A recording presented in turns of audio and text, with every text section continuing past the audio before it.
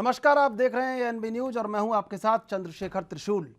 पूरी दुनिया इस समय कोरोना वैक्सीन पर रिसर्च कर रही है और कुछ देश ट्रायल की बात भी कर रहे हैं, लेकिन इन सब के बीच योग गुरु बाबा रामदेव ने धमाकेदार एंट्री करते हुए कोरोना नाशक दवा का इजाद करने का बड़ा दावा कर दिया है।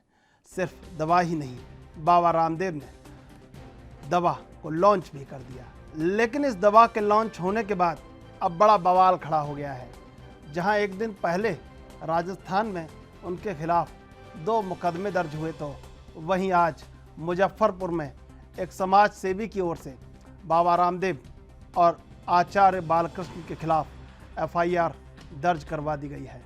यही नहीं, अब ये दवा राजस्थान के अलावा महाराष्ट्र में भी बैन हो गई है और बाबा रामदेव पर राजनीतिक तलवार लटकने लगी है। कोरोनिल का जादू उसका ढक्कन खुलने से पहले चलता, उससे पहले ही बंद कोरोनिल की बोतल ने तमाम देश भर में बवाल मचा दिया है। और बवाल ऐसा कि देश के कोने कोने में उत्तर से लेकर दक्षिण तक, पूरब से लेकर पश्चिम तक कोरोनिल पर चर्चा जारी है। कोरोनिल कहीं संदेह के घेरे में है तो कहीं स्वदेशी अभियान के चरम पर है। कई लोग इसको स्वदेशी के खिलाफ एक साजिश मान रहे हैं, तो कई लोग स्वदेशी की आड़ में इसे एक पैसे कमाने का जरिया मान रहे हैं। तमाम लोगों के देश में अपने अपने मत हैं, लेकिन सरकार के द्वारा जिस तरह आत्मनिर्भर बनने की बात कही जा रही थी, जिस तरह स्वदेशी अभियान को आगे बढ़ाने की बात कही जा रही थी, वहीं से नोटिस निकलता है और वहीं से बाबा रामदेव, जो कि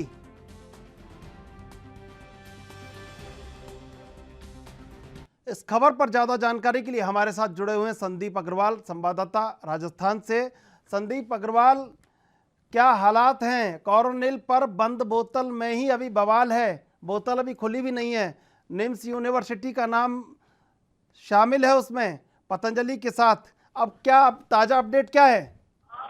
बिल्कुल चंद्रशेखर, मैं बता दूं, जिस प्रकार से लगातार सुर्खियों में बना रहना, नीम्स यूनिवर्सिटी की कहीं बात करें या बाबा रामदेव की कहें कि कैसे न कैसे सुर्खियों में बना रहना इनका एक शौक हो चुका है और इसी प्रकार ये किसी की जान माल से खिलवाड़ करने की पूरी कोशिश करते हैं। ऐसे में अगर बात करें कोरोनिल दवा की, जो कि एक अभी राजस्थान में बैन हो चुकी है और जो राजस्थान बैन के बाद उसमें मुकदमे भी दर्ज हो चुके हैं, वहीं पर आज महाराष्ट्र सरकार ने भी उस पर बैन लगा दिया। ऐसे में बात आती है कि जब मुकदमे दर्ज हो रहे हैं लगातार, फिर भी बाबा रामदेव जो है लगातार इसको अपने इम्यूनिटी पावर बढ़ाने की कहें या फिर कोरोना को एक कारगर मिटाने की दवा बता के ये जो बेची जा रही है, जो आम जिंदगी से खिलवाड़ किया जा रहा है, वो बहुत चिंताजनक है।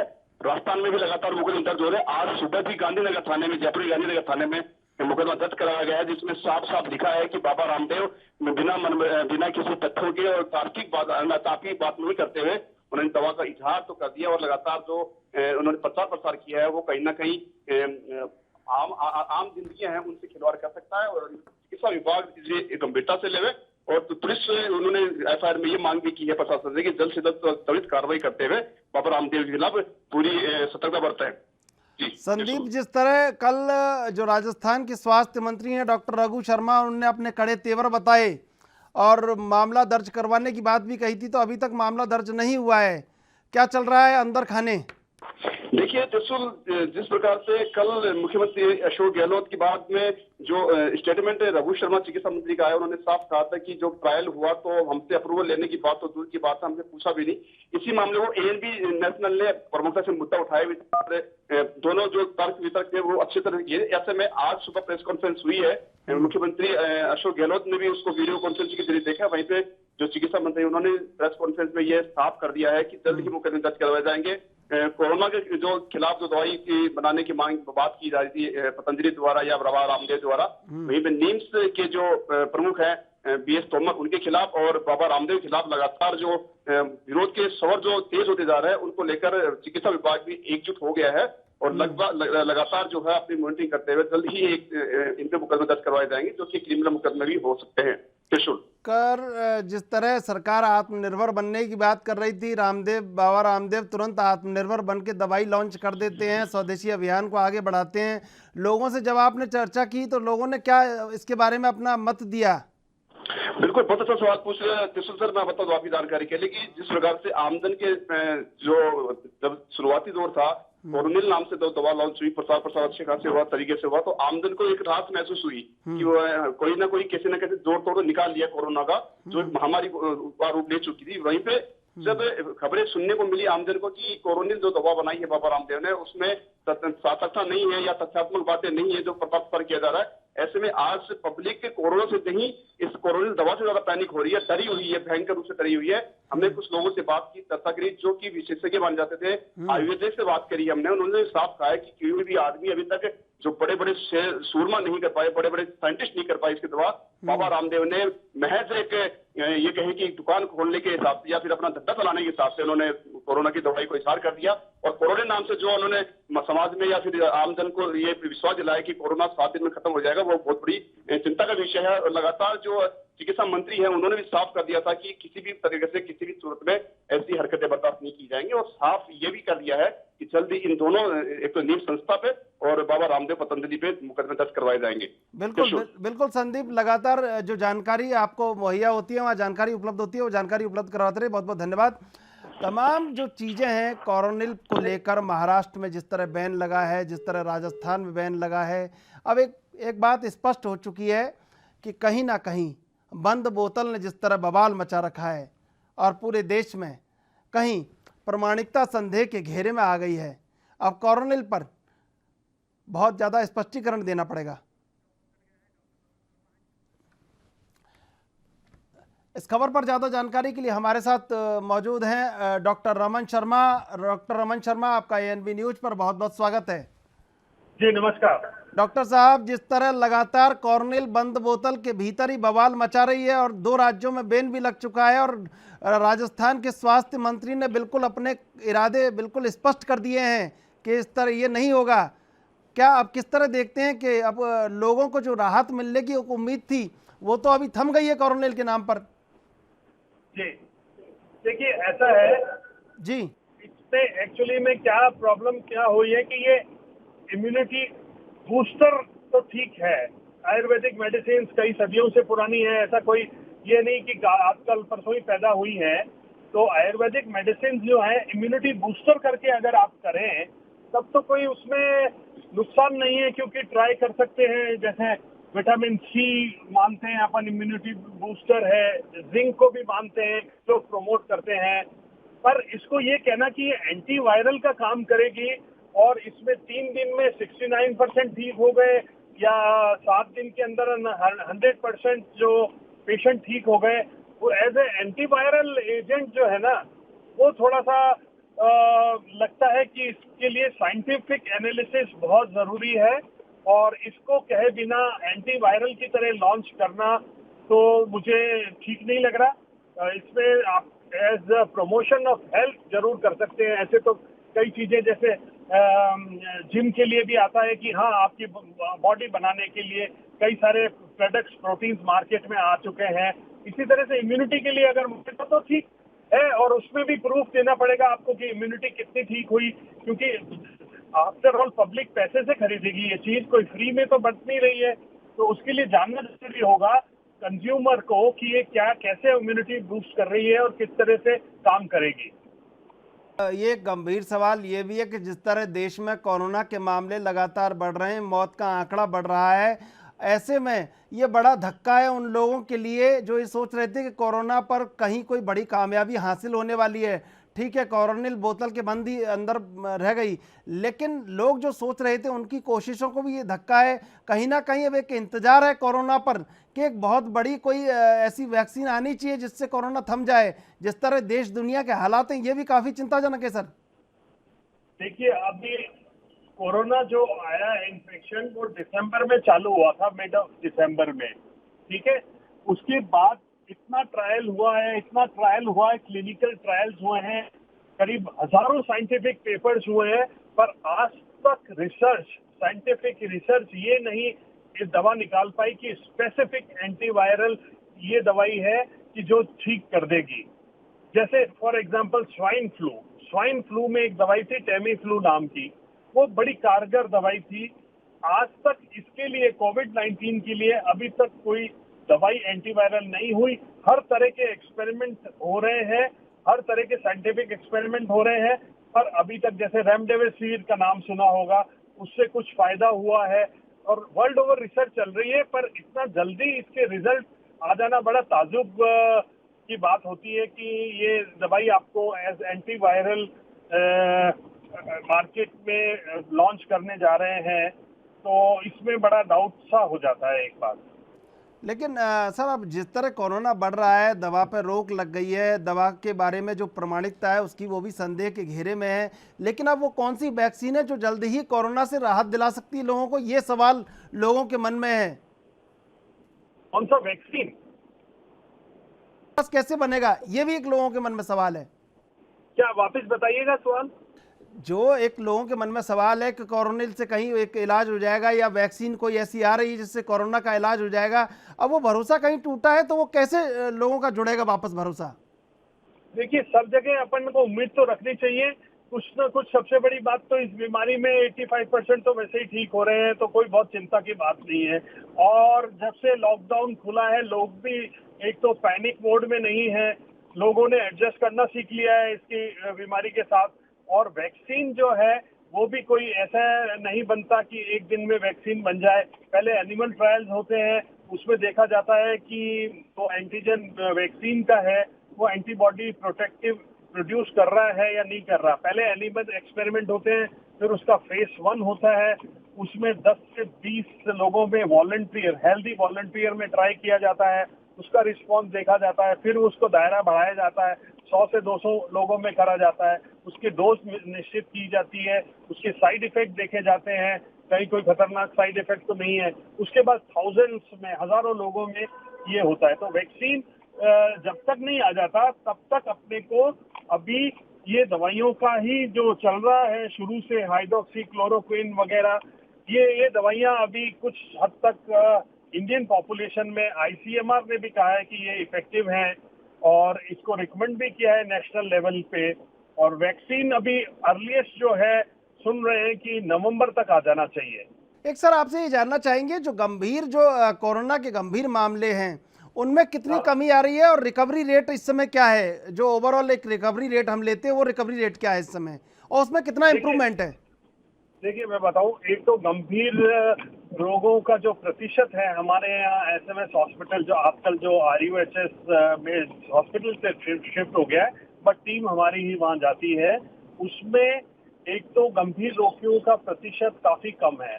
बहुत ज्यादा लोगों को वेंटिलेटर की जरूरत नहीं है, जैसे कि यूरोप और अमेरिका में ज्यादातर लोग वेंटिलेटर की बात करते थे और काफी मॉर्टेलिटी जो डेथ रेट है वहाँ हाई थी। पर फॉर्चुनेटली राजस्थान में रिकवरी रेट भी बहुत अच्छी है, 77% के करीब है, और डेथ रेट भी लोएस्ट है, मिनिमम है 2.3% या 2.2% के बीच में वेरी कर रही है। तो इसलिए ऐसी कोई चिंता की बात नहीं है। और आई थिंक विद टाइम और एक्सपीरियंस हम लोग और इसको अच्छा कंट्रोल कर पाएंगे। अभी तो राजस्थान आप जानते ही होंगे कि उसमें काफी अच्छा नाम हुआ है, रिकवरी रेट में भी अच्छा है जी। बिल्कुल बिल्कुल, यही एक बहुत गहरा सवाल ये है कि जो रिकवरी रेट है उसमें इम्प्रूवमेंट हुआ है, लेकिन ऑल ओवर इंडिया में जब हम देखते हैं कि रैंडमली अगर इसको देखते हैं तो ये इम्प्रूवमेंट होता जा रहा है। लेकिन इससे सबसे ज़्यादा ज़रूरी जो मैसेज एक लोगों तक पहुंचना है कि जो प्राइमा फेसी प्रिवेंशन है उन्हीं पर टिके रहना चाहिए जब तक कोई वैक्सीन नहीं आती है। आपका क्या कहना है? जी, मैंने जैसे पहले भी बताया था कि इन्फेक्शन कंट्रोल मेजर मतलब प्रिवेंशन सबसे जरूरी है। फिजिकल डिस्टेंस रखना, 2 मीटर का, सरकार के दिशा निर्देशों को पालन करना सबसे जरूरी है। बार बार हाथ साबुन से धोना, सैनिटाइजर का यूज करना, और मास्क लगाना और large gathering, social gatherings avoid करना, तो ये सब चीजें ही अभी तक स्पेसिफिक प्रिवेंशन के लिए बहुत कारगर सिद्ध होंगी, आगे भी और अभी तक होती आई। बिल्कुल बिल्कुल डॉक्टर साहब, आपका बहुत बहुत धन्यवाद एएनबी न्यूज़ से जुड़ने के लिए। ये जो तमाम चीज़ें हैं, जिस तरह कोरोना पर लगातार एक दावा किया जा रहा था, कहीं अब सरकार ने जो एक सजगता दिखाई है, केंद्र सरकार ने, आयुष मंत्रालय ने जो सजगता दिखाई है, और खुद ऐसे व्यक्ति के खिलाफ जो सरकार से बहुत जिनका संवाद है, तो निश्चित रूप से अब जो तमाम कंपनियां हैं उनको भी लापरवाही बरतने से पहले 100 बार सोचना होगा कि कोरोना पर क्या बड़ा दावा करना है या नहीं करना है, और कैसे कोरोना पर क्या हम रिलैक्स दे सकते हैं। तमाम चीज़ें ये इस कहीं पतंजलि और एक जो निम्स है उस पर निगरानी से ये बात स्पष्ट हो गई है। केंद्र सरकार ने बहुत सजगता से कदम उठाया है इस पर। राजस्थान सरकार ने बैन लगा दिया है कोरोनिल पर, महाराष्ट्र सरकार ने बैन लगा दिया है, नोटिस जारी हुए हैं, मुजफ्फरनगर में एफआईआर दर्ज हुई है, राजस्थान में 2 एफआईआर दर्ज हुई हैं। तमाम तरह कोरोनिल ने बोतल से बाहर आने से पहले ही बवाल मचा दिया है।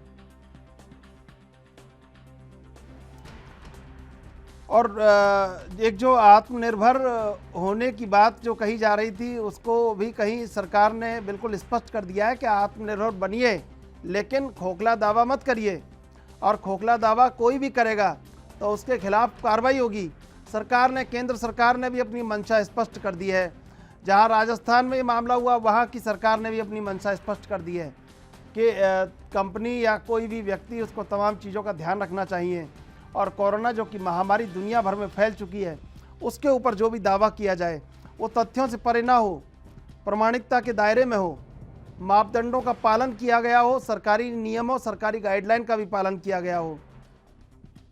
पतंजलि और निम्स पर जो कार्रवाई केंद्र और राज्य सरकार ने की है, उससे बहुत साफ मैसेज, एक संदेश लोगों में गया है कि कोरोना पर किसी तरह की कोताही बरतने की आवश्यकता नहीं है। बिल्कुल, इस खबर पर ज़्यादा जानकारी के लिए हमारे साथ जुड़ चुके हैं सुरेश मोदी, विधायक हैं कांग्रेस से। सुरेश मोदी जी, आपका बहुत बहुत स्वागत है एएनबी न्यूज़ पर। हाँ, नमस्कार। सुरेश मोदी जी, ये जो चल रहा है, कोरोनिल लॉन्च हो गई, कोरोनिल के फिर बैन लग गया कोरोनिल के ऊपर, इसको किस तरह देखते हैं आप? नहीं, ये तो सारी दुनिया जिस तरह देख रही है, मैं भी उसी तरह देख रहा हूँ कि इतनी जल्दबाजी जो है किसी भी मामले में, ना तो कोई ट्रायल के नियम कायदे पालन किए गए। किसी भी दवा का ट्रायल किया जाता है तो हम सब जानते हैं कि उसके लिए सरकार से इजाजत लेनी पड़ती, और फिर कोई भी दवा अपन लॉन्च करते हैं तो उसके लिए कई सारी स्वीकृतियां वांछित हैं, वो लेनी पड़ती हैं। तो एक ऐसी दवा, इसको डालने की ऐसी जल्दबाजी दिखाई गई, एक लॉन्च कर दी गई सीधी, बगैर सरकार की किसी इजाजत के, और एक ऐसी बीमारी की जो कि मतलब पूरी दुनिया में कोहराम मचाए हुए है, पूरी दुनिया जिस महामारी से जूझ रही है, उसकी दवा एकदम से ऐसे आ जाना एक मतलब लोगों के लिए एक खुशी की भी चीज थी, और एक बड़ी आश्चर्यजनक थी कि भाई इतना गुपचुप में एक तरफ प्रधानमंत्री जी कह रहे हैं, आयुष अपना मंत्रालय कह रहा है कि इसकी कोई कार्ड ढूंढनी चाहिए, लोगों को इसकी बीमारी का कोई इलाज ढूंढना चाहिए, और अचानक कोई कंपनी ये कहती है कि हमने इसकी दवा ढूंढ ली है और उसको लॉन्च कर देती है। तो ये बड़ा मतलब एक तरह से लेकिन सर जिस तरह कहा जाता था कि रामदेव करीबी हैं, सरकार से संवाद है, लेकिन सरकार ने जिस तरह सख्त एक्शन रामदेव के खिलाफ लिया है, ये भी गौरतलब है। सरकार आत्मनिर्भर बनने की बात कर रही थी, रामदेव जल्दी आत्मनिर्भर बन गए तो सरकार ने नोटिस भी दे दिया कि इतनी जल्दी मत बनिए, सरकारी नियमों का पालन भी कीजिए।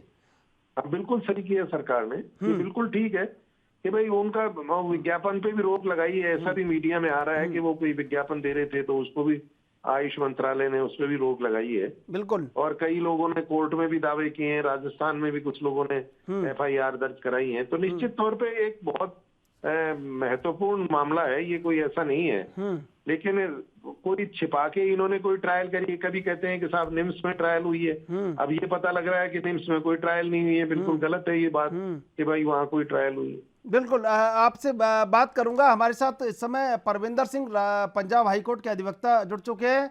परविंदर सिंह, आपका बहुत बहुत स्वागत है एनवी न्यूज पर। मेहरबानी सर। जो मैं बताना चाहूंगा, जो हमारे हाई कोर्ट के वकील हैं वो मिस्टर हाकिम सिंह हैं। मैं उनका सहयोगी हूं, आरटीआई एक्टिविस्ट हूं। हमने एक कंप्लेंट डीजीपी को भेजी है रामदेव जी के बारे में। नहीं, क्या अब ये दवाई पर, कोरोनिल पर जिस तरह बवाल मचा हुआ है, आपने क्या भेजा है?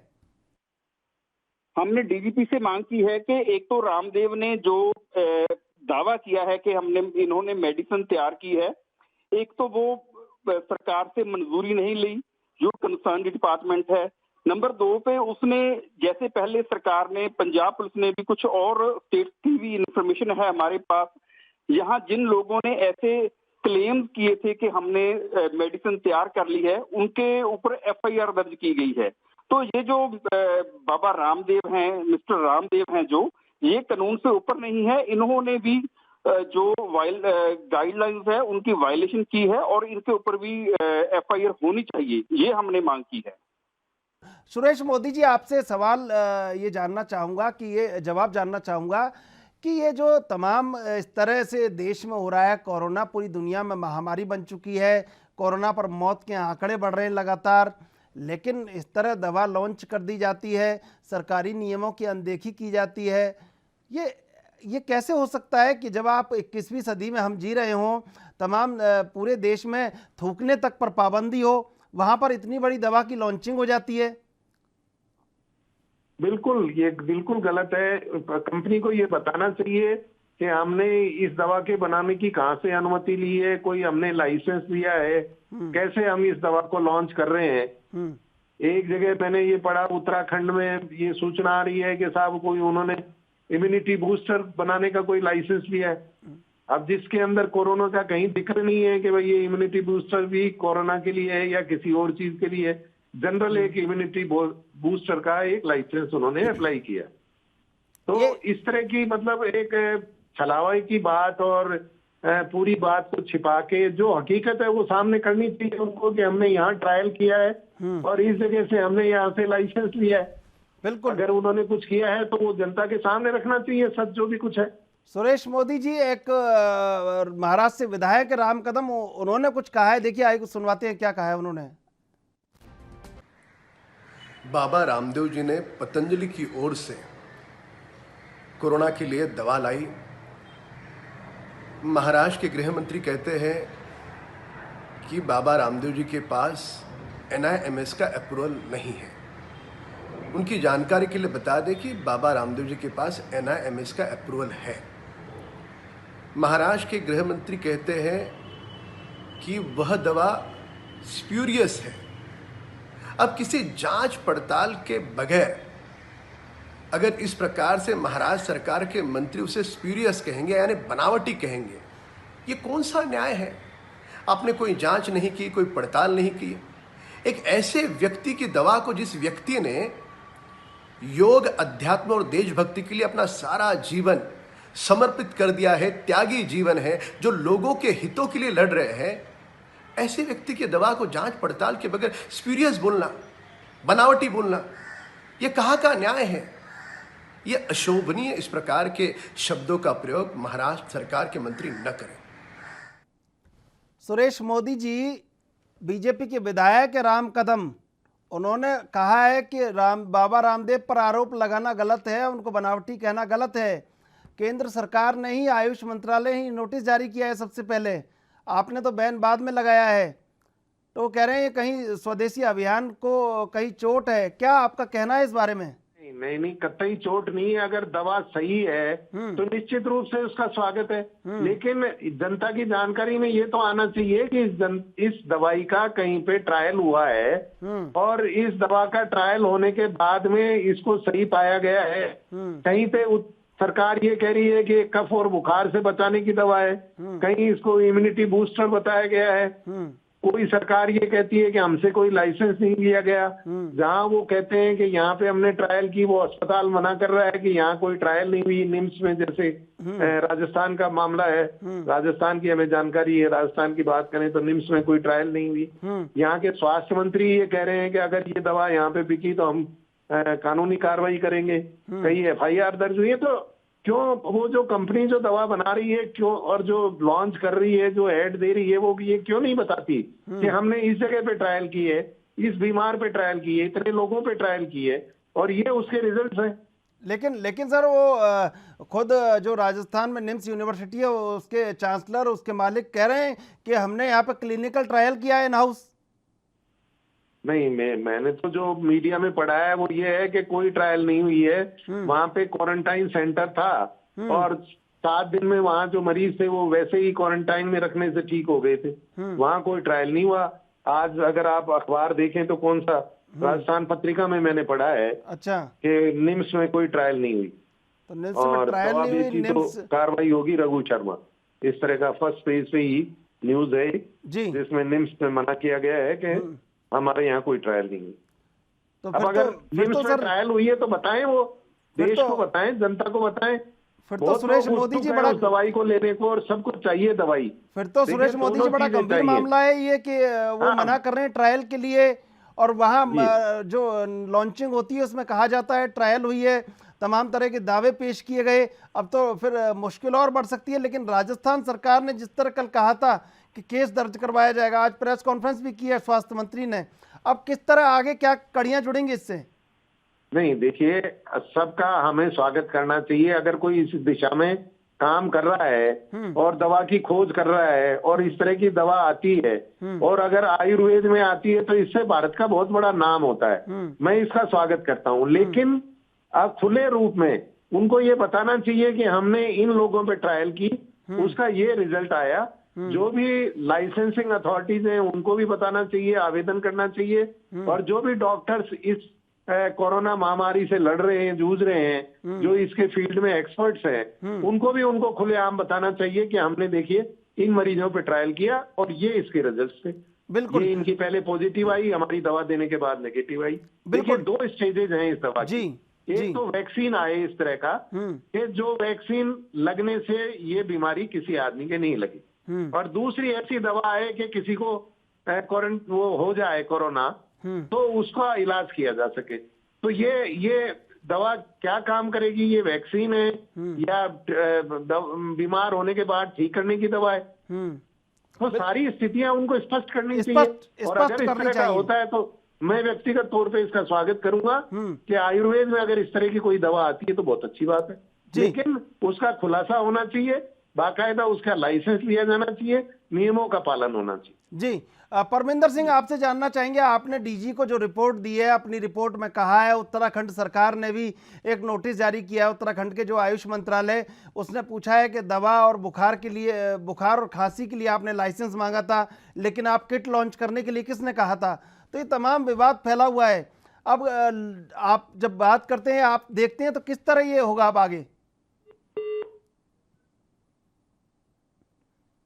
बिल्कुल बिल्कुल, सुरेश मोदी जी, अब सरकार आपकी इनिशिएटिव ले रही है, लेकिन आप स्वागत कर रहे हैं कि कोई वैक्सीन आती है इस तरह की, कोई भी दवा आती है तो मैं उसका निश्चित तौर पे स्वागत करूंगा। हम सब इंतजार कर रहे हैं कि कोई दवा आए, कोई वैक्सीन आए, लेकिन अच्छा आए और स्टैंडर्ड का आए और सही हो। ऐसा नहीं हो भ्रामक कोई चीज आ जाए और उससे बजाय एक बीमारी में हम फंसे हुए हैं और दूसरी उस दवा का विश्वास करके हम उस दवा को लेके और बीमार हो जाएं। तो इस तरह का तो नहीं होना चाहिए। बाकायदा खुले रूप में उस दवाई का प्रचार वो होना चाहिए, सबको दिखाई जानी चाहिए, ट्रायल की रिपोर्ट दिखाई जानी चाहिए, उसके रिजल्ट्स दिखाए जाने चाहिए, और बाकायदा वो दवा उसकी ट्रायल के लिए ओपन भी होनी चाहिए कि आप भी कोई ट्रायल करना चाहें तो करके देखें। बिल्कुल। महाराष्ट्र में अनिल देशमुख ने क्या कहा, ये सुनवाते हैं आपको। महाराष्ट्र में दवा को बैन किया गया है, कोरोनिल को।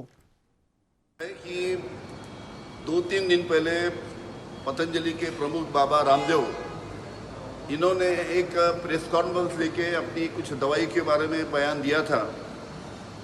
और उस बयान में उन्होंने कहा था कि उनकी जो पतंजलि की दवा ये कोरोना के खिलाफ में अच्छी तरीके से काम करती है, कोरोना इसके वजह से दुरुस्त हो सकता है, ऐसा उन्होंने बयान किया था। उसको केंद्र शासन के आयुष डिपार्टमेंट ने और Indian council of medical science ने ऑब्जेक्शन दिया। आयुष डिपार्टमेंट ने बताया कि इस प्रकार की कोई भी परमिशन केंद्र शासन के आयुष डिपार्टमेंट ने उनको दी नहीं है, और जब तक केंद्र शासन की परमिशन नहीं मिलती इस प्रकार की वो एडवर्टाइजमेंट, गलत एडवर्टाइजमेंट या मिसलीडिंग एडवर्टाइजमेंट वो नहीं कर सकते। और उस प्रकार की उन्होंने महाराष्ट्र में मिसलीडिंग एडवर्टाइजमेंट देने की कोशिश की तो उनके ऊपर गुनाह दाखिल महाराष्ट्र में। सुरेश मोदी जी, सबसे पहले, सबसे आगे, सबसे तेज, सबसे बिल्कुल फास्ट में कहीं कोरोनिल फंस गई है इस बार, और लोगों को जो उम्मीद जुड़ी थी कि कोरोना पर भारत ने कहीं एक दवा का आविष्कार कर लिया है, वो लोगों की उम्मीदों को भी धक्का लगा है इससे। तो अब ये कैसे संभव होगा कि दूसरी दवाई आए, लोगों को राहत मिले? देखिए, सबसे पहले तो जिस कंपनी ने लॉन्च की है दवा और ये दावा किया है कि हमने इसकी दवा की खोज ली, इस बीमारी की दवा खोज ली है, उनको अपने पत्ते खोलने चाहिए, उनको स्पष्ट रूप से मीडिया के सामने भी आना चाहिए, और जो लोग इस फील्ड में एक्सपर्ट्स हैं उनके सामने आना चाहिए। उन सबको इनवाइट करें वो, और अपनी दवा जो उन्होंने बनाई है उसके बारे में बताएं कि हमने यहाँ ट्रायल की, इतने मरीजों पे ट्रायल की, इतने दिन तक ट्रायल की, इस ट्रायल की हमने यहाँ से इजाजत ली, और बाद में ये ट्रायल सक्सेसफुल होने के बाद हमने गवर्नमेंट के इस डिपार्टमेंट को इस ट्रायल की रिपोर्ट्स पेश की, और उन ट्रायल्स की रिपोर्ट को पेश करने के बाद में हमने दवा बनाने की ये जो वांछित स्वीकृतियां हैं वो सब यहाँ से ली। बिल्कुल बिल्कुल। इस खबर पर हमारे साथ जुड़ चुके हैं स्वामी सुमेधानंद सरस्वती, सांसद राजस्थान से। सुमेधानंद जी, आपका स्वागत है एएनबी न्यूज पर। नमस्कार जी। स्वामी जी, ये जो विवाद चल रहा है कोरोनिल पर, दवा लॉन्च की गई और आपकी सरकार ने कहा आत्मनिर्भर बनिए, स्वामी रामदेव आत्मनिर्भर बन के दवा को लॉन्च करते हैं और आपकी ही सरकार से नोटिस मिल जाता है। आपसे जानना चाहूंगा क्या प्रतिक्रिया है आपकी इस पर? नहीं, मेरी सरकार ने आयुष मंत्रालय उनको नोटिस नहीं दिया है। आयुष मंत्रालय ने उनसे ये कहा है कि आप जो प्रक्रिया है उसके तहत आप मंत्रालय को आवेदन करें, और मंत्रालय इसके आपके सारी चीज को देख करके आपको अनुमति देगा। मंत्रालय ने केवल उनको विज्ञापन पर मना किया है, दवाई पर मैं ये कहा है कि भाई आप ठीक है, आज दुनिया की कौन सी कंपनी ऐसी है जिसने ये दावा किया हो कि हमने पेटेंट दवाई बना ली?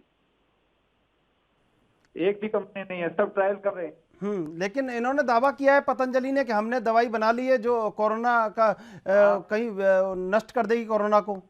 स्वामी जी के पास जो पेशेंट आए हैं वो पेशेंट ठीक हुए हैं, और ठीक हुए हैं पेशेंट, ठीक होने के बाद ही उन्होंने ये बात कही है। दूसरी बात ये रही कि आज पूरे दुनिया में एकमात्र ऐसी संस्था है स्वामी रामदेव की जिसके पास में एक इस प्रकार की सुसज्जित लैब है 250 करोड़ रुपए की, जो सारी चीजों की किस चीज में कौन सा इंसेक्ट है वो उसको जांच करके बता देती है कि इसमें ये इंसेक्ट है। और प्रधानमंत्री जी ने उसका उद्घाटन किया था। तो आज 400 करोड़ रुपए लगा करके एकमात्र इंस्टीट्यूट है इस प्रकार का जो आयुर्वेद के ऊपर रिसर्च का काम कर रहा है। तो रिसर्च तो उन्होंने किया ही है,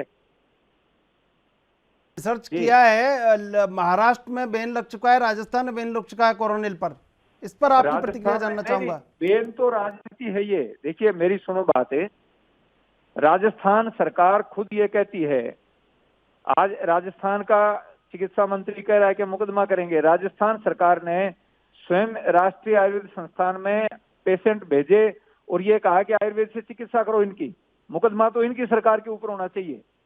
जब खुद राजस्थान सरकार राष्ट्रीय आयुर्वेद संस्थान जयपुर में पेशेंट भेज करके आयुर्वेद से चिकित्सा करवाने की बात करती है और वो स्वामी जी पर मुकदमा करवाने की बात करते, मुकदमा तो राजस्थान के चिकित्सा मंत्री पर होना चाहिए।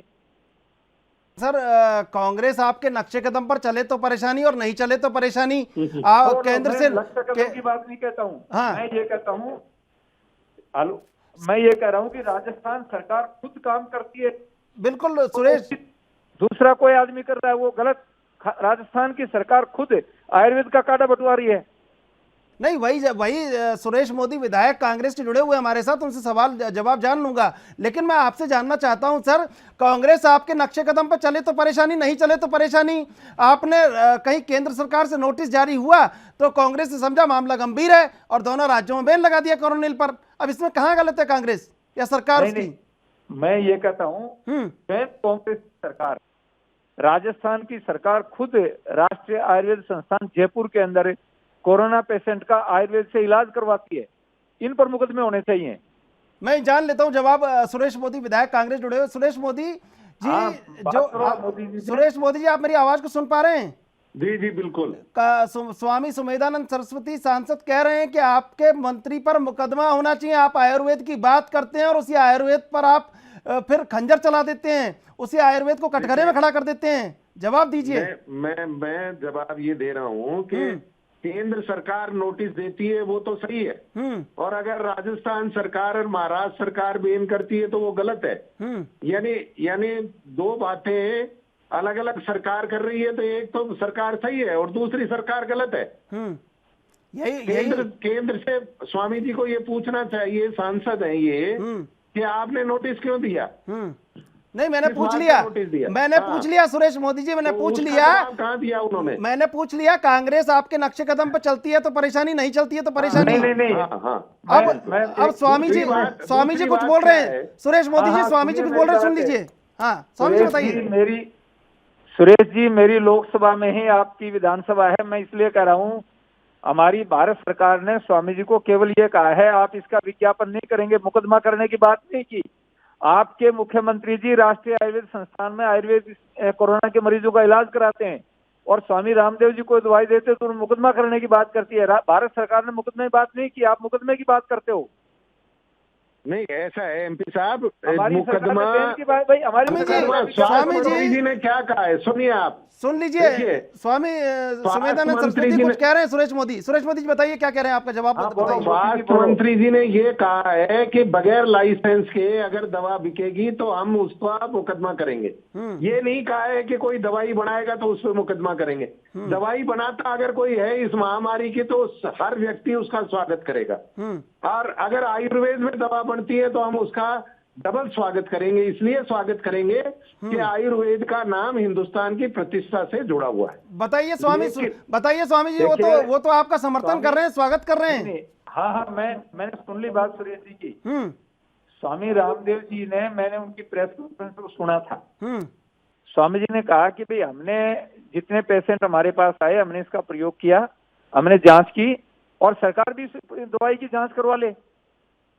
वो ये कब कह रहे हैं मत कराओ, आप सरकार जांच करवाए ना, स्वामी सरकार उनकी दवाई की जांच करवा ले। स्वामी सुमेधानंद सरस्वती जी सांसद हैं बीजेपी में और सरकार का हिस्सा है। मैं उनसे जानना चाहता हूं कि केंद्र सरकार ने नोटिस दिया है, स्वामी सुमेधानंद सरस्वती केंद्र सरकार के साथ हैं या स्वामी रामदेव के साथ हैं? देखिए, मेरी बात समझिए अच्छी तरह से। हाँ, मैंने आपको एक ही बात, मंत्रालय ने स्वामी रामदेव जी को ये कहा है कि आप इसका विज्ञापन नहीं करेंगे जब तक भारत सरकार आपको इस अनुमति नहीं दे देती है। इसलिए आप अपनी दवाई भारत सरकार को एप्लीकेशन करो और भारत सरकार का आयुष मंत्रालय जो आईसीआर है वो इसके ऊपर कर लेगा और वो संतुष्ट हो जाएगा तो आपको लाइसेंस दे देंगे।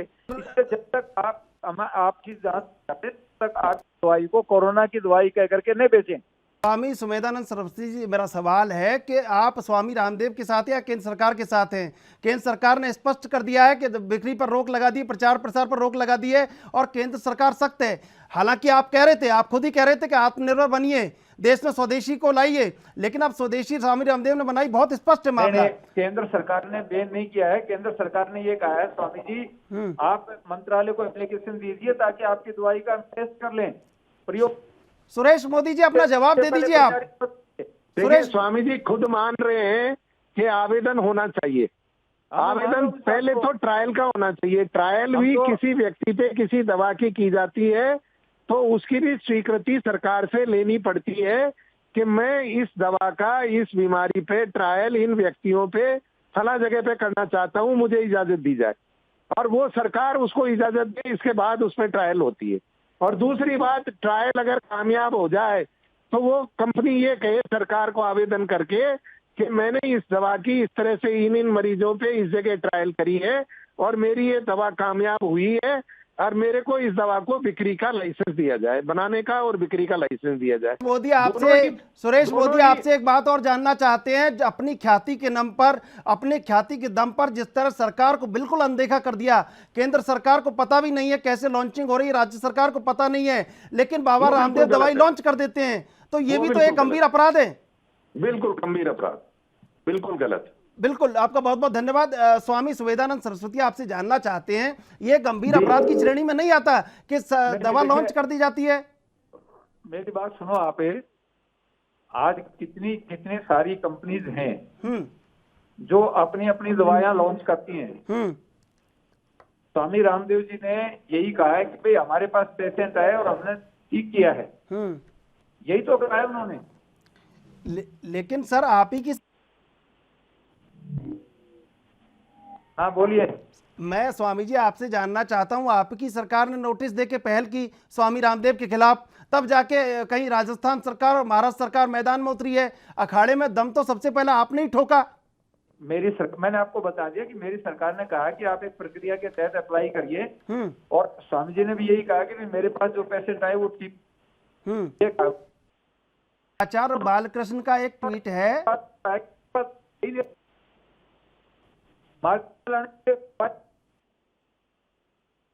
दवाई बनाएंगे हम, दवाई तो बनेगी जो परमिशन मिलेगी, वो तो खुद दवाई। वही बात मैं आपसे जानना चाह रहा हूं कि दवाई बनाने की परमिशन नहीं मिली और आपने लॉन्च कर दी दवाई को। दवाई लॉन्च नहीं की है साहब, दवाई है ही नहीं उनके पास अभी, वो कार्डे बना करके दिए हैं, वो कहते हैं कर लिया, इंस्ट्रक्शन कर लिया। स्वामी सुमेधानंद सरस्वती जी, आप सांसद है, कैसी बात कर रहे हैं? उन्होंने दवाई लॉन्च की है, उन्होंने कहा है कि कोरोना को मारने के लिए दवाई बनाई है, उन्होंने कहीं इसको वायरस किलर कहा है, इम्यूनिटी उसको बूस्टर को। अजी इम्यूनिटी के लिए तो आयुष मंत्रालय खुद कार्ड बेच रहा है, दे रहा है। तो स्वामी मंत्रालय तो जब काढ़ा ही वो बेच रहे हैं स्वामी सुमेधानंद सरस्वती, तो फिर रोक क्यों लगाई है? काढ़ा उन्हें बेचने देते, लेकिन काढ़ा उन्होंने महंगा कर दिया, कहीं उसका कमर्शलाइजेशन कर दिया, इसी पे तो केंद्र सरकार सख्त हुई है, आप ही की सरकार है। जी आयुष मंत्रालय खुद काढ़ा दे रहा है, मेरी बात सुनो आप, आयुष मंत्रालय ने स्वयं काढ़े वितरित किए हैं, राजस्थान सरकार स्वयं काढ़ा वितरित कर रही है, तो वो काढ़े भी इस प्रकार के उसमें चीजें हैं जो कफ को और फेफड़ों को लाभ देते हैं, इम्यूनिटी सिस्टम को डेवलप करते हैं। स्वामी जी भी यही कह रहे हैं कि हमने ऐसी दवाई बनाई है जो इसको डेवलप करती है। स्वामी सुवेदानंद सरस्वती जी, उन्होंने रेट भी बताया, 535 रुपए रेट है इसका, और इस दवाई को लेने से कोरोना का बिल्कुल शरीर से खात्मा हो जाएगा। इम्यूनिटी बूस्टर को उन्होंने वायरस किलर कहा है, एंटीवायरल कहा है, बहुत गंभीर बात है। आपकी सरकार ने नोटिस दिया है, आपकी सरकार सजग हुई है, आपका मंत्रालय सजग हुआ है, आप स्वामी रामदेव के साथ हो सकते हैं। मैं यही जानना चाहता हूं, सरकार उनके साथ है या सरकार नियमों के साथ है? आप नियमों के साथ है या सरकार के साथ है, या आप स्वामी रामदेव के साथ है? 3 चीज मुझे बता दीजिए।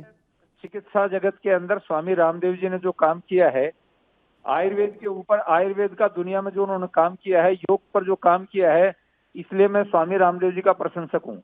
लेकिन भारत सरकार के नियम कायदे कानून जो हैं उनको मानना चाहिए, सीधी बात है। ये आपने बहुत जो एक जस्टिफाई बात कही है, जो न्यायपूर्ण बात कही है, ये स्वामी रामदेव को भी ध्यान रखना चाहिए था कि केंद्र सरकार है जिम्मेदार। जी से बात करो, मैंने मेरी बात। बिल्कुल बिल्कुल। अब आगे क्या होगा ये जानना चाहते हैं आपसे। स्वदेशी नहीं स्वदेशी नहीं, आपसे ही जानना चाहते हैं, स्वदेशी अभियान है जो आत्मनिर्भर बनने का अभियान है, सरकार के कोई जो सरकार से जिसका संवाद है, स्वामी रामदेव बहुत चर्चित चेहरा हैं, वही आत्मनिर्भर अभियान को और स्वदेशी अभियान को आगे बढ़ाते हैं, और आप ही की सरकार उन्हें रोक देती है। अब आपसे जानना सरकार ने, देखिए आप भी गलत कह रहे हो,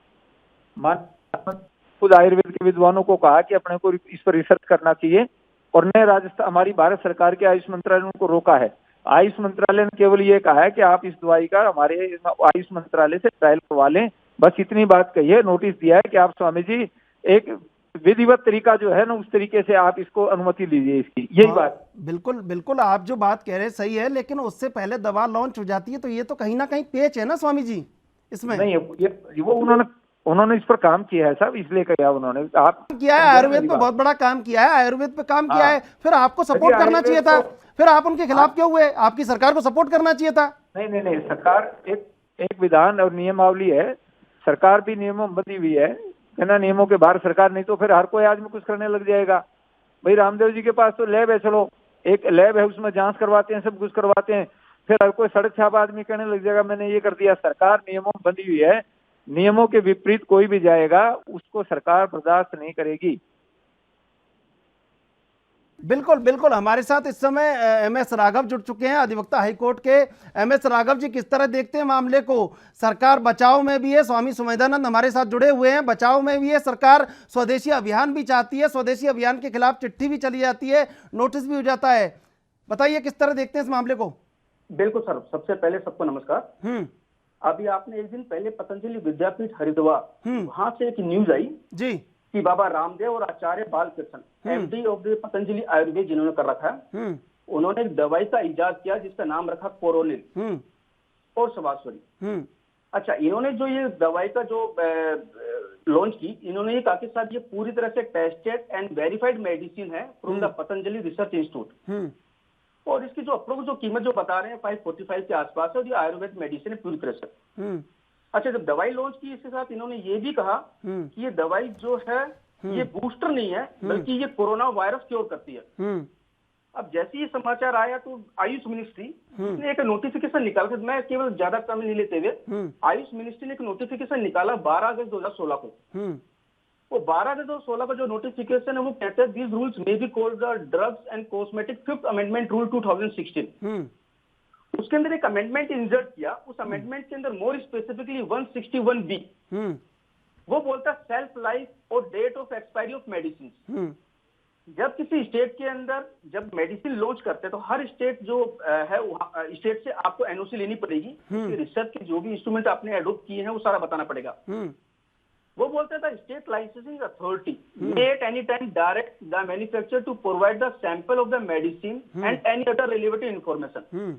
अब बाबा रामदेव ने बिल्कुल ये सही कहा, ठीक है, इन्होंने दिव्या कोरोना किट इन्होंने एक बनाया और उसके साथ साथ कोरोनिल दवाई बना दी। जैसे ही मालूम चला तो उत्तराखंड स्टेट ने एक नोटिस इनको जारी किया, as well as the Ayush department also issued a notice to Baba Ramdev कि आपने जो दवाई निकाल दी बिल्कुल ठीक है, पर इस दवाई का आपने क्लिनिकल टेस्ट ट्रायल कहाँ किया और ये कितने लोगों पे इस पे आपने ट्रायल किया, हमें कम से कम ये इन्फॉर्मेशन तो दो। आप दवाई बनाते हैं आयुर्वेद दवाई, आप उसके अंदर उस फील्ड के अंदर एक्सपर्ट हैं, एक्सपर्टाइज कर रहे हैं, आपके पास एमडीज हैं काफी अच्छे आयुर्वेदिक के, पर एटलीस्ट आपको क्लिनिकल ट्रायल जो फेज है उससे गुजरना पड़ेगा, जो कि अडोप्ट होता है हर आदमी पे।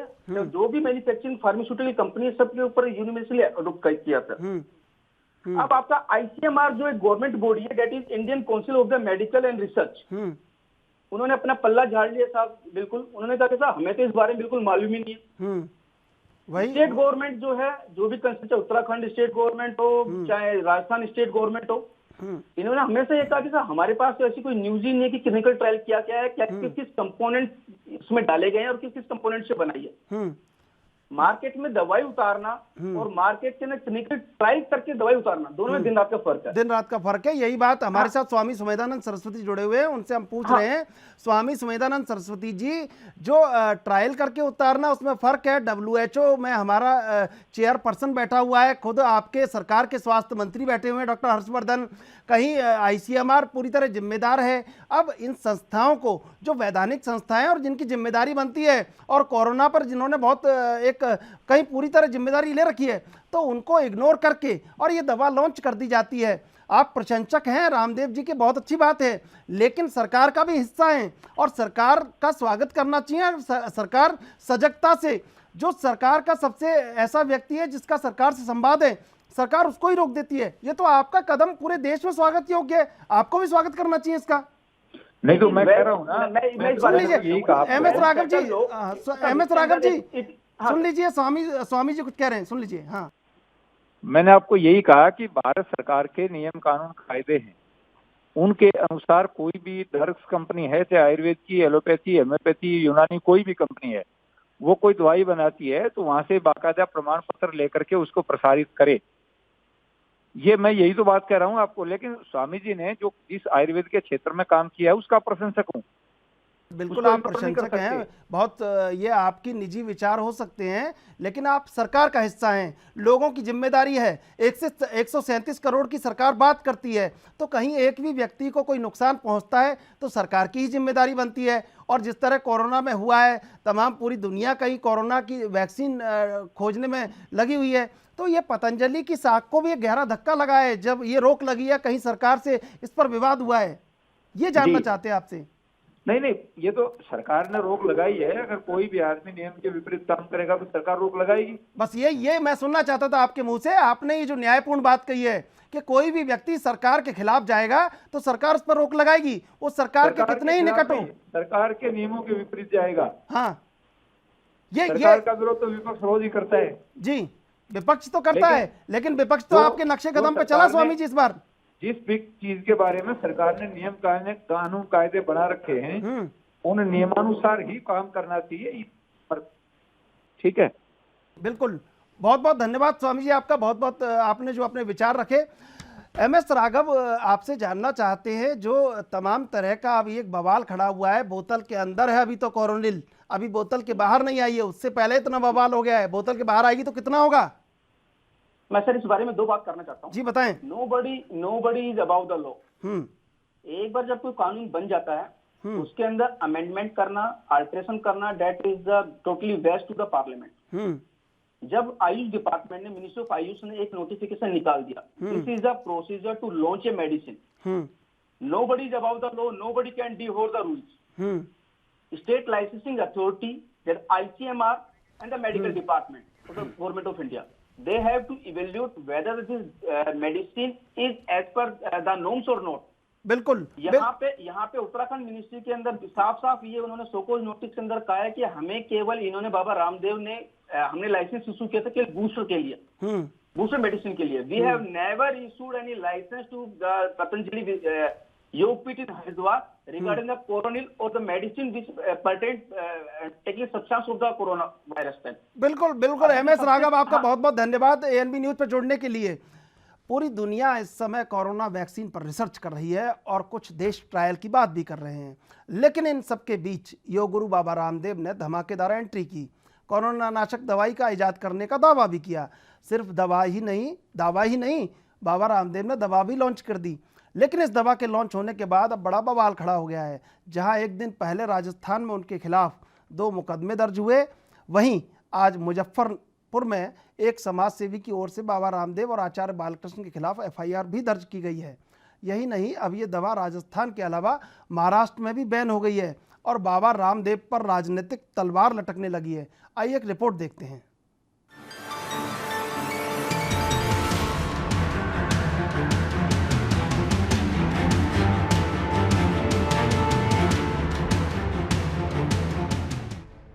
बाबा रामदेव की दवा कोरोनिल पर राजस्थान सरकार के बाद महाराष्ट्र सरकार ने भी प्रतिबंध लगा दिया। महाराष्ट्र सरकार के गृह मंत्री अनिल देशमुख ने कहा कि कोरोनिल के क्लिनिकल ट्रायल के बारे में अभी कोई पुख्ता जानकारी नहीं, ऐसे में महाराष्ट्र में इस दवा की बिक्री पर पाबंदी रहेगी। इसे लेकर महाराष्ट्र के गृह मंत्री अनिल देशमुख ने एक ट्वीट किया, जिसमें उन्होंने लिखा कि national institute of medical sciences Jaipur यह पता लगाएगा कि क्या पतंजलि के कोरोनिल का क्लिनिकल ट्रायल किया गया था। हम बाबा रामदेव को चेतावनी देते हैं कि हमारी सरकार महाराष्ट्र में नकली दवाओं की बिक्री की अनुमति नहीं देगी। वहीं दूसरी तरफ यूपी के बागपत से बीजेपी सांसद सत्यपाल सिंह, जो कि मुंबई के पुलिस कमिश्नर भी रह चुके हैं, उन्होंने इस मुद्दे पर एक ट्वीट किया, जिसमें उन्होंने लिखा कि यह सही समय है जब आयुर्वेद के आचार्य, आयुर्वेद प्रेमी और भारत सरकार मिलकर आयुर्वेद को योग की तर्ज पर दुनिया में स्थापित कर सकते हैं। समय बड़े स्वार्थों को समझने का है, विवाद का नहीं, संवाद का है। वहीं इस ट्वीट के साथ ही उन्होंने आयुष मंत्रालय, PMOR, PM नरेंद्र मोदी, आचार्य बालकृष्ण, बाबा रामदेव और पतंजलि ग्रुप को भी टैग किया है। पतंजलि की और बढ़ी मुश्किलें। वहीं दूसरी तरफ बाबा रामदेव और पतंजलि संस्थान के चेयरमैन आचार्य बालकृष्ण के खिलाफ एक और मुकदमा दर्ज हो गया। ये मुकदमा मुजफ्फरपुर के अहियापुर थाना के भीखनपुर निवासी समाज सेवी तमन्ना हाशमी ने दाखिल किया है। फिलहाल अभी कोर्ट ने इसे सुनवाई पर रखा है। वहीं इस मुकदमे में आरोप लगाया गया कि बाबा रामदेव और आचार्य बालकृष्ण ने साजिश के तहत आयुष मंत्रालय समेत पूरे देश को धोखा देने का काम किया, जिससे लाखों लोगों की जान पर खतरा हो सकता था। इसके पहले बुधवार को राजस्थान में पतंजलि और निम्स के खिलाफ 2 मुकदमे दर्ज हुए। पहला मामला जयपुर के भांकरोटा थाने में दर्ज हुआ और दूसरा मामला डॉक्टर संजीव गुप्ता ने दर्ज करवाया। यही नहीं, इन मामलों से पहले राजस्थान सरकार ने भी बाबा रामदेव के कोरोना वायरस की दवा कोरोनिल खोजने के दावे को फ्रॉड करार देते हुए मामला दर्ज करवाने की बात कही थी। राजस्थान सरकार के स्वास्थ्य मंत्री रघु शर्मा का कहना था कि महामारी के समय बाबा रामदेव ने इस तरह से कोरोना की दवा बेचने की कोशिश की, जो अच्छी बात नहीं। बाबा रामदेव को आईसीएमआर और राजस्थान सरकार से किसी भी कोरोना वायरस की आयुर्वेदिक दवा के ट्रायल के लिए परमिशन लेनी चाहिए थी, लेकिन बिना परमिशन के और बिना किसी मापदंड के ट्रायल का दावा किया गया, जो कि गलत है। उन्होंने कहा कि हम कानूनी कार्रवाई करेंगे। उन्होंने कहा कि हमारे एक डॉक्टर ने मुकदमा दर्ज करवाया है, उस मुकदमे के तहत भी कार्रवाई करवाएंगे। कोरोना को 7 दिन में पूरी तरह से ठीक करने का दावा। गौरतलब है कि बाबा रामदेव ने मंगलवार को कोरोना को 7 दिन में पूरी तरह से ठीक करने के दावे के साथ इस दवा को लॉन्च किया था। उनका कहना था कि आयुर्वेद पद्धति से जड़ी बूटियों के गहन अध्ययन और शोध के बाद ये दवा बनी, जो 100% फायदा पहुंचा रही है। पतंजलि योग पीठ में संवाददाताओं से बातचीत करते हुए बाबा रामदेव ने कहा था कि पतंजलि पूरे विश्व में पहला ऐसा आयुर्वेदिक संस्थान है जिसने जड़ी बूटियों के गहन अध्ययन और शोध के बाद कोरोना महामारी की दवाई प्रामाणिकता के साथ बाजार में उतारी। हालांकि बाद में आयुष मंत्रालय ने पतंजलि के दवा के प्रचार प्रसार के विज्ञापनों पर तत्काल रोक लगाने को कहा। मंत्रालय ने स्पष्ट किया कि अगर इसके बाद भी दवा का विज्ञापन जारी रहा तो उसके खिलाफ कानूनी कार्रवाई की जाएगी। आयुष मंत्रालय के एक वरिष्ठ अधिकारी ने कहा कि पतंजलि ने ऐसी किसी दवा के विकसित करने और उसके ट्रायल की कोई जानकारी मंत्रालय को नहीं दी। बढ़ेंगी पतंजलि की मुश्किलें। गौरतलब है कि आयुष मंत्रालय की आपत्ति के बाद राजस्थान पहला राज्य बना था जिसने बाबा रामदेव की दवा कोरोनिल की बिक्री पर रोक लगा दी। राजस्थान सरकार ने अपने आदेश में कहा कि केंद्रीय आयुष मंत्रालय की स्वीकृति के बिना कोविड-19 महामारी के दवा के रूप में किसी भी आयुर्वेदिक औषधि का विक्रय नहीं किया जा सकता। फिलहाल कुल मिलाकर देखा जाए तो अब एक के बाद एक दर्ज हो रहे मामलों के बाद बाबा रामदेव की पतंजलि और निम्स यूनिवर्सिटी की मुश्किलें बढ़ने वाली है। आगे क्या होगा अब ये तो समय बताएगा। Special report ANP news. अब आपको वो बयान भी सुनवा देते हैं जो कोरोनिल की लॉन्चिंग के समय बाबा रामदेव ने दिया था। हमारे 69% रोगी उसमें रिकवर हो गए, अर्थात पॉजिटिव से नेगेटिव हो गए। यह इतिहास की बहुत बड़ी घटना है। विद इन 3 days 69% पेशेंट्स का रिकवर हो जाना, उनका पॉजिटिव से नेगेटिव आ जाना, यह शायद हो सकता है अभी भी कुछ लोगों को जिनका हाजमा डॉक्टर साहब ठीक नहीं, उनको शायद ये बात डाइजेस्ट नहीं हो रही होगी कि ये कैसे हो सकता है कि 3 दिन के अंदर 69% रोगी नेगेटिव हो जाएं और 7 दिन के अंदर 100% रोगी नेगेटिव हो गए। ये बहुत, जिनका सरकार से सबसे ज़्यादा संवाद है उन्हीं का कोरोना पर सरकार से कम्युनिकेशन गैप है, सरकार से विवाद है। देखते हैं बहरहाल कोरोनिल का ये ढक्कन कब खुलता है। आप देखते रहिए एनबी न्यूज।